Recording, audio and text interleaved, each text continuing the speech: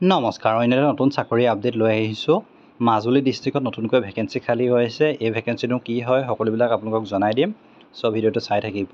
এতিয়া যদি আমি চাওঁ তেন্তে যিকেইটা মাজুলী ডিষ্ট্ৰিক্টত ভেকেঞ্চি ওলাইছে সেইকেইটা মাজুলী ডিষ্ট্ৰিক্ট কমিশ্যনাৰৰ আণ্ডাৰত নতুনকৈ ভেকেঞ্চি খালী হৈছে। আৰু ইয়াৰ কাৰণে টোটেল ভেকেঞ্চি যদি চাওঁ তেন্তে 10টা ভেকেঞ্চি আছে, যিটো মাজুলী ৰেভিনিউ আৰু উজনি মাজুলীত আছে গাঁও প্ৰধানৰ কাৰণে। আৰু ইয়াত আপোনালোকে যদি চায় তেন্তে বয়সৰ সীমা মিনিমাম 30 বছৰৰ পৰা 65 বছৰৰ ভিতৰত হ'ব লাগিব আৰু নেশ্যনেলিটিটো ইণ্ডিয়ান চিটিজেন হ'ব লাগিব।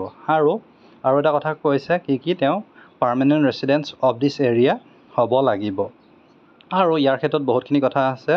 Candidate should not have a government employee হ'ব নালাগিব। তাৰপিছত পলিটিকেল পাৰ্টিৰ লগত ৰিলেটেড থাকিব নালাগিব। এডুকেশ্যন কোৱালিফিকেশ্যন যদি চাওঁ তেন্তে মিনিমাম 10 পাছ কৰিলেই আবেদন কৰিব পাৰিব ইয়াৰ কাৰণে। আৰু ফিজিকেলি ফিট হ'ব লাগিব।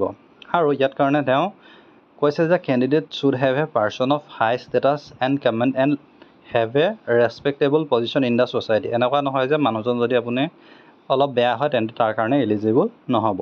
আৰু এপ্লাই কৰিবলৈ আপোনালোকে কেনেকৈ আবেদন কৰিব সেইটো কৈছোঁ। অফলাইন যোগেদি আবেদন কৰিব লাগিব। আপোনালোকৰ মাজুলী DC অফিচত তাত গৈ পিনি অফলাইন যোগেদি আবেদন কৰিব লাগিব। তাৰ কাৰণে আপোনাৰ ডকুমেণ্ট প্ৰয়োজন হ'ব ভোটাৰ ID, আধাৰ কাৰ্ড, 2খন পাছপৰ্ট চাইজ ফটোগ্ৰাফ, PRC লাগিব আৰু এডুকেশ্যন চাৰ্টিফিকেট যিটো 10ৰ এডমিট কাৰ্ড মাৰ্কশ্বিট সেইখিনি প্ৰয়োজন হ'ব। আৰু তাৰ উপৰি আপুনি বেলেগ কিবা ডকুমেণ্ট যদি আছে সেইকেইটা আপুনি জমা দিব লাগিব। আৰু ইয়াৰ কাৰণে ইতিমধ্যে 3 জুনৰ পৰা অনলাইন আবেদন চলি আছে আৰু 17 জুন হৈছে ইয়াৰ আবেদনৰ অন্তিম তাৰিখটো। আৰু গাঁও প্ৰধানৰ কাৰণে যিটো চেলাৰিটো থাকিব সেইটো বৰ্তমান সময়ত 9,000 পাৰ মান্থকৈ থাকিব। আৰু ইয়াৰ কাৰণে সকলোৱে 10 পাছ কৰা সকলোৱে এলিজিবল হ'ব।